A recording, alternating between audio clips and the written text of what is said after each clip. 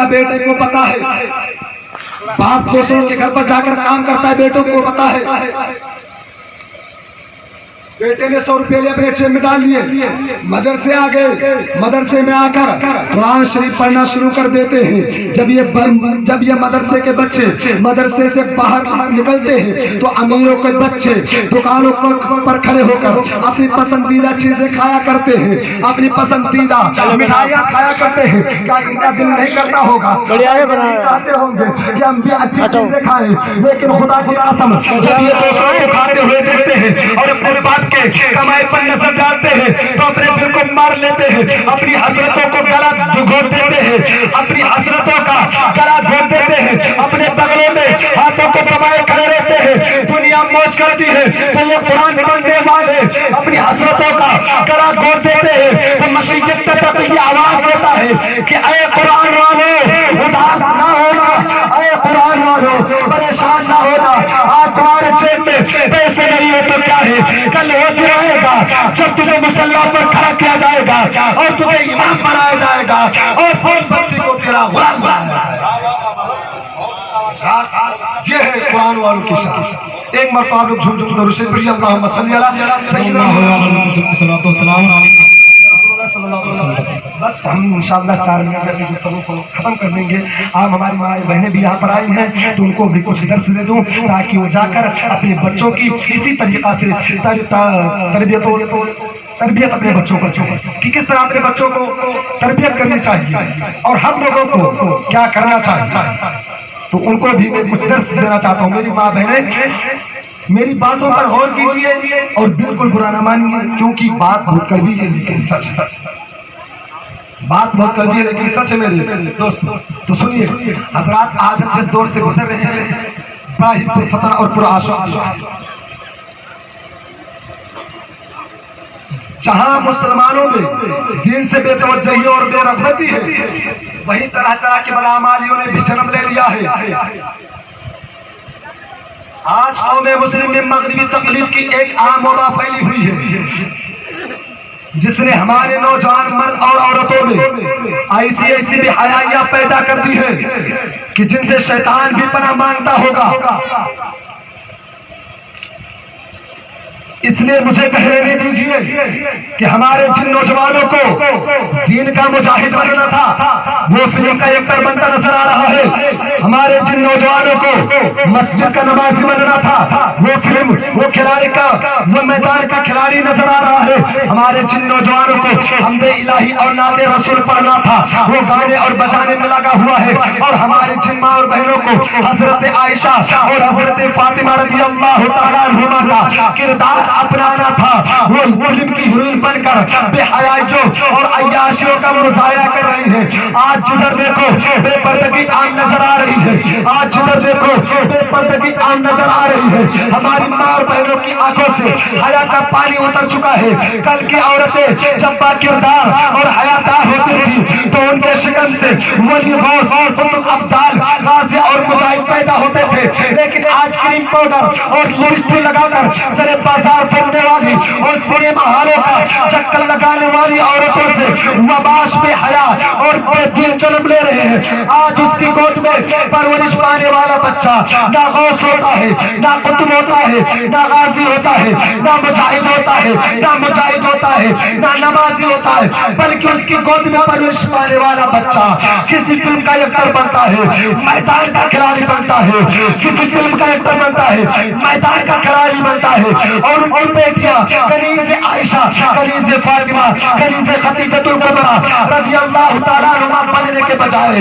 Film کی heroine اور بیر باروں کا ڈانسر بنتی ہے۔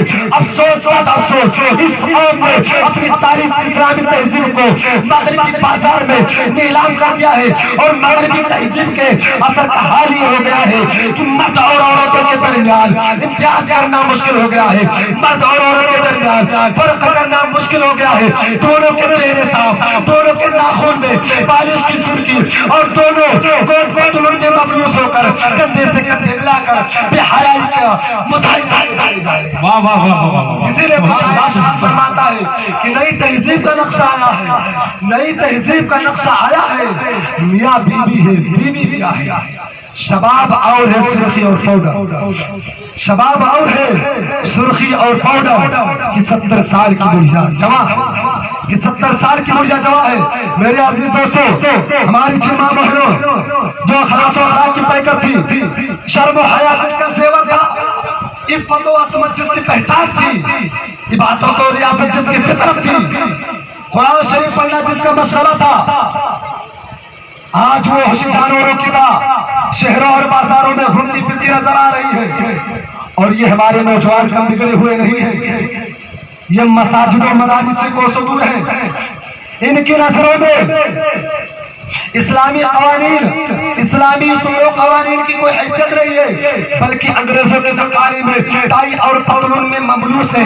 اگر راستے میں چلتے چلتے پیشاب کی حاجت ہو گئی تو پتلون کا بٹن کھول کر اور جانوروں کی طرح کھڑے کھڑے موت لیتے ہیں، اور پتلون کا بٹن چاہ کر آگے بڑھ جاتے ہیں۔ پیشاب کے قطرے ٹپک ٹپک کر ان کے پتلون میں جذب ہوتے رہتے ہیں۔ نہ انہیں کپڑے خراب ہونے کا احساس ہے اور نہ پیشاب کے چھینٹوں سے بچنے کا۔ آئیے میں آپ کو ایک ایسی حدیث سناؤں جن کے بارے میں رسول کریم صلی اللہ علیہ وسلم جو فرماتے ہیں کہ جو پیشاب کے چھینٹوں سے پرہیز نہیں کرتے تھے۔ حضرت عبداللہ ابن عباس رضی اللہ تعالیٰ عنہ فرماتے ہیں کہ رسول کریم صلی اللہ تعالیٰ علیہ وسلم کا 2 قبروں پر گزر، آقا کریم صلی اللہ تعالیٰ علیہ وسلم فرماتے ہیں کہ ان قبروں پر عذاب ہو رہا ہے، لیکن کسی بڑی گناہ کی وجہ سے نہیں، بلکہ ان میں ایک تو پیشاب کی چھینٹوں سے احتیاط نہیں کرتا تھا، اور دوسرا چنگل خور تھا، ملی میں اور بہنیں زیادہ ہوتا، وہ بہت چنگل خور تھا۔ ٹھیک ہے، ایک پیشاب کی چھینٹوں سے احتیاط نہیں کرتا تھا اور دوسرا چنگل خور تھا۔ پھر آقا کریم صلی اللہ تعالیٰ علیہ وسلم نے ہری شاخ لی اور اس کو 2 ٹکڑے کر کے دونوں قبروں پر رکھ دیا۔ لوگوں نے عرض کیا رسول اللہ صلی اللہ علیہ وسلم آپ نے ایسا کیوں کیا؟ میرے آقا صلی اللہ تعالیٰ علیہ وسلم فرماتے ہیں جب تک یہ سوکھیں گے نہیں اس کے عذاب میں تخفیف ہوتی ہے۔ حضرات لہذا ابھی وقت ہے، اب بھی توبہ کا دروازہ کھلا ہے، اپنے حالات کو بدل ڈالو، مغربی تہذیب کو چھوڑ کر اسلامی تہذیب کے دامن کو اپنا لو، اللہ و رسول کے اطاعت و فرما برداری کو اپناؤ، اپنی صورتوں کو اسلامی صورت بناؤ۔ خدا کی قسم انشاءاللہ تبارک و تعالی خدا تعالی کی دستگیری، خدا تعالی کی نصرت، خدا تعالیٰ کی مدد تمہارے ساتھ ہوگی، رضائے الہی تمہارے ساتھ ہوگی اور رحمت الہی تمہارے ساتھ ہوگی، اور تم دونوں جہاں میں سرفراز و سربلند ہوگی۔ اسی لیے شاعر ارشاد فرماتا ہے طریقے مصطفیٰ کو چھوڑنا ہے وجہ بربادی، طریقے مصطفیٰ کو چھوڑنا ہے وجہ بربادی، اسی سے قوم دنیا میں ہوئی بے اقتدار اپنی، ہمیں کرنی ہے شہنشاہ فتح کی رضا جوئی، وہ اپنے ہو گئے تو رحمت پروردگار۔